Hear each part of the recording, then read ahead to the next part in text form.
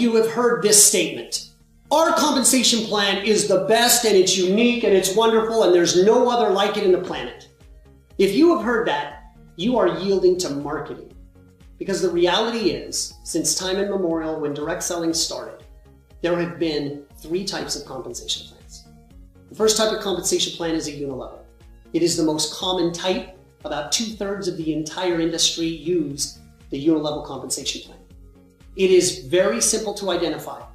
You can build as many lines as you would like, infinitely wide, but the amount of pay you receive based on the number of generations down is limited. Some limit to 3, some limit to 5, some limit to 7. But the reality is the compensation plan limits its exposure in payout based on the number of levels in the compensation plan that it's willing to pay on. And here's a little hint. The fewer the levels, actually the better, all things being equal. Next is the matrix. It's the second most common compensation plan type, and it, like the unilevel, limits the amount of pay that you can receive on the number of levels. It might be 3 levels, it might be 5, might be 7. But the matrix also has another limiting factor. You can only build so wide. So you might have a 3x5, a 5x3, a 7x9, whichever.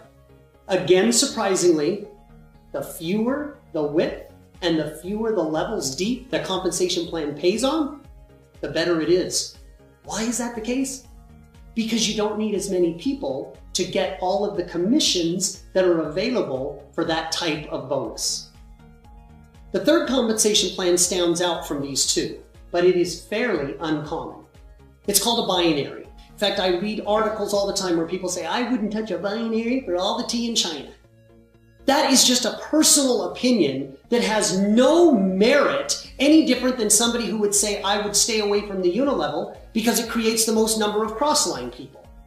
The binary has a bad rap because it doesn't limit the number of levels. In fact, it pays infinitely deep on the number of levels.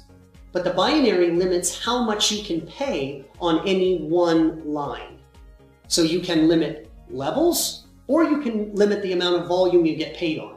But in either case, there must be a limiting factor on compensation plans, or a compensation plan will pay too much to the reps and literally pay out over 100% of all the sales that come in.